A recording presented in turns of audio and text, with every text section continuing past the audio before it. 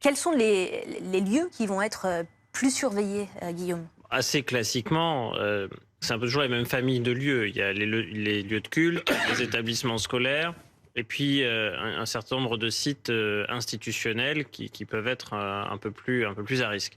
Sur les lieux de culte, il y avait déjà des mesures qui avaient été annoncées par le ministre de l'Intérieur, parce que les trois monothéismes de notre pays, les trois principaux, sont en fête religieuse. On est en période de carême, on est en période de Ramadan. Il y a eu les fêtes de Pourim là ce week-end du côté de nos concitoyens de confession juive.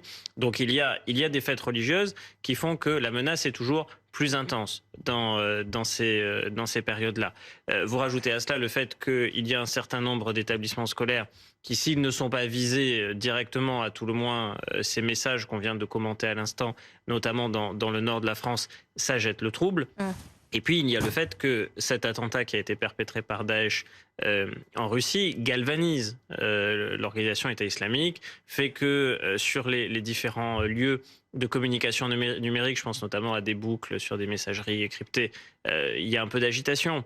Et donc, comme il y a cette menace endogène en France, d'individus qui, même s'ils ne sont pas allés directement en zone syro-irakienne, même si ils n'ont pas été en contact direct physique de Daesh, peuvent agir sur ordre ou même de leur propre initiative, pensant que le moment est venu par effet d'opportunité, de mimétisme, d'entraînement. Il y a ce rehaussement du plan Vigipirate au niveau le plus élevé. On a une question de téléspectateur, question de Théo pour vous, Guillaume. Il se demande, Théo, est-ce que la France a reçu une menace directe? Nous, on n'a pas cette information-là aujourd'hui. Ce qu'il faut dire, c'est que la menace terroriste est très élevée en France. Elle l'était déjà avant l'attentat en Russie.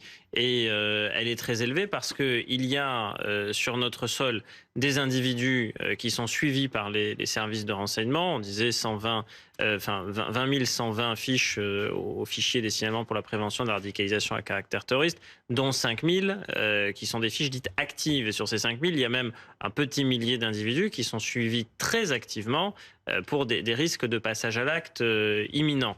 Vous ajoutez à cela la problématique des sortants de prison, puisque chaque année, il y a plusieurs dizaines de personnes qui sortent de détention après avoir été condamnées pour des faits de terrorisme ou après s'être radicalisées en détention.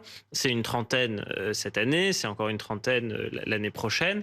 Et on a eu le 2 décembre dernier le premier attentat meurtrier, djihadiste, qui a été perpétré par une personne qui avait déjà été condamnée pour des faits de terrorisme. Ouais. Donc vous cumulez tout cela et vous y ajoutez les individus qui sont en lien direct avec des organisations djihadistes comme Al-Qaïda ou Daesh et qui peuvent incarner une menace qu'on appelle proxy, c'est-à-dire qui passerait à l'acte sur incitation, voire sur ordre.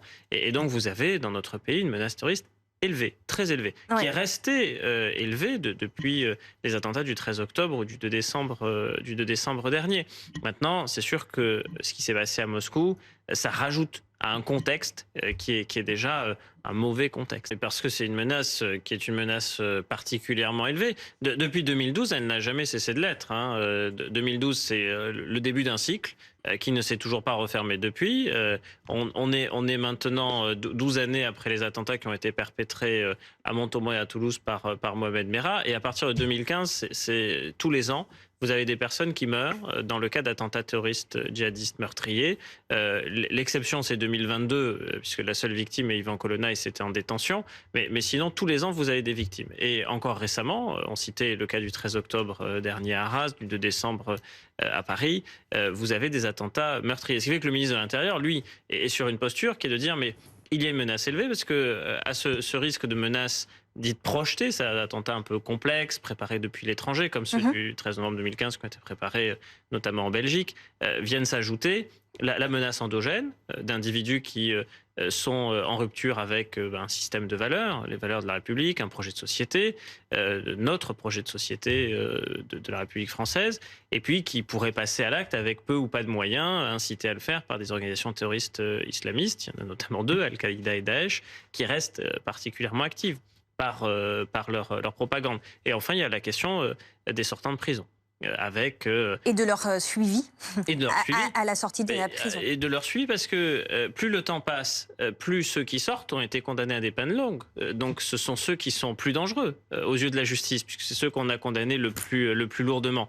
Donc plus les années vont passer, plus celles et ceux qui vont sortir, c'est aussi des détenues femmes, représentent une menace importante. Et plus le volume de personnes à suivre va croître.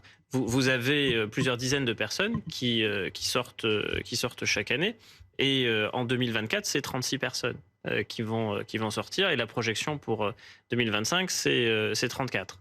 Et vous ajoutez à ça au fait que le stock, parce que là on parle que du flux, c'est 319 détenus condamnés pour des faits terroristes dans les prisons françaises, auxquels s'ajoutent 456 radicalisés. Guillaume Fard, sur le risque d'attentat, Ulysse nous disait tout à l'heure, tous les experts disent que la menace projetée, c'est pas la plus probable.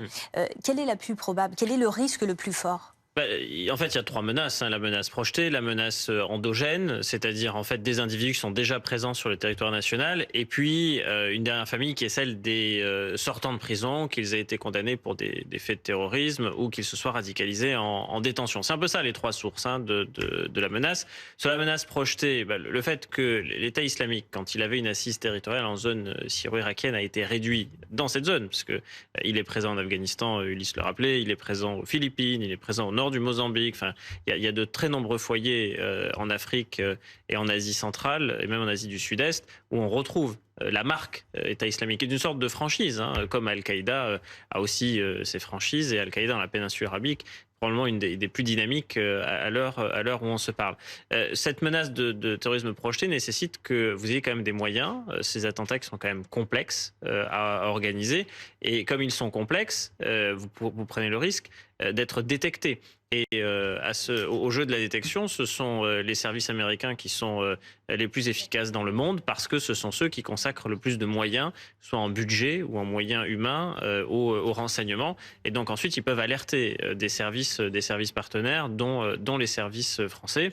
Et que ce soit notre direction générale de la sécurité extérieure ou notre direction générale de la sécurité intérieure, tous les jours, il y a des réceptions de services partenaires et des réunions bilatérales qui ont lieu. Le propre du renseignement, c'est l'échange. D'ailleurs, la première source de renseignement, avant le renseignement humain, le renseignement technique, c'est d'abord l'échange. C'est d'abord la coopération internationale entre services. Ouais. Et donc la menace, c'est effectivement une menace qui est une menace élevée depuis maintenant une bonne décennie.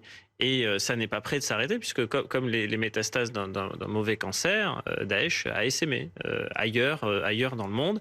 Et la question, c'est à quel moment cette organisation terroriste internationale sera à nouveau en mesure d'organiser des attentats complexes en Europe. Parce que ça demande quand même un petit peu plus de moyens. Et puis des formes de base arrière. Les attentats du 13 novembre 2015, qui étaient les plus complexes, réalisés sur les 10 dernières années, ont été quand même préparés. Alors certes, pensés, conceptualisés en zone syro-irakienne, mais préparés depuis la Belgique.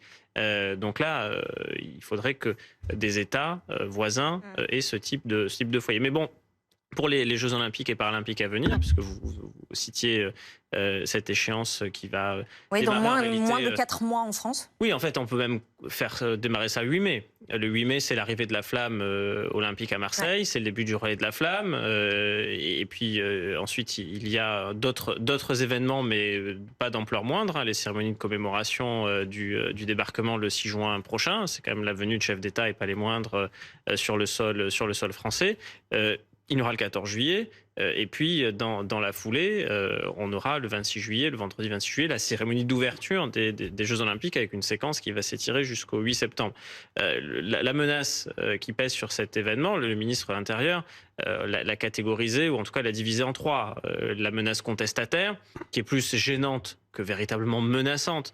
Ce ne sont pas des gens Donc là, on parle de quoi? Des militants d'extrême gauche, par exemple? Des activistes de différentes obédiences, environnementalistes, anticapitalistes, qui pourraient utiliser les Jeux comme une vitrine pour faire passer des messages à caractère politique. Il y a la délinquance, qui ne disparaît pas pendant les Jeux Olympiques. Donc les qui peut même s'intensifier, voilà. Les vols, le proxénétisme, puisque la venue de 15 millions de personnes qui vont dormir au moins une nuit à Paris fait que les réseaux de proxénétisme s'intensifient. Et puis après, il y a effectivement le terrorisme. Si on monte en intensité, hein, la menace contestataire, la délinquance, le terrorisme. Le terrorisme, c'est la plus haute intensité. Et avec des modes d'action qui sont peut-être inédits, dans le sens où on parle beaucoup de la menace par drone. Effectivement, c'est plus un mode d'expression de la menace qu'une menace. Donc là, on parle de drones qui seraient, par exemple, chargés d'explosifs, oui, voilà, général, c'est ça? Des petits drones qui auraient cette taille-là, qui peuvent porter l'équivalent d'une grenade.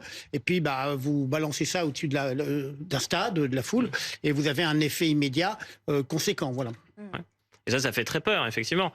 Et donc, pour contrer cette menace, il y a une préparation qui est quand même très importante. D'abord en renseignement. On a même un centre de renseignement olympique. On a un CRO au ministère de l'Intérieur pour la circonstance qui vient essayer de croiser, de regrouper, de recouper tout le renseignement en lien direct avec la menace qui pèse sur les Jeux Olympiques.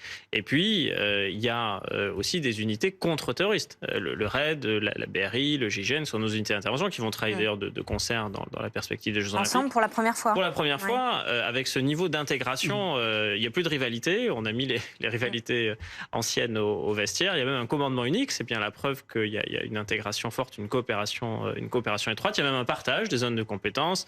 Le RAID sur la Seine, la BRI dans les sous-sols et sur terre, et le GIGN dans les airs. Dans les airs, ça, chacun aura sa zone de compétences et d'action et ses moyens, ses vecteurs.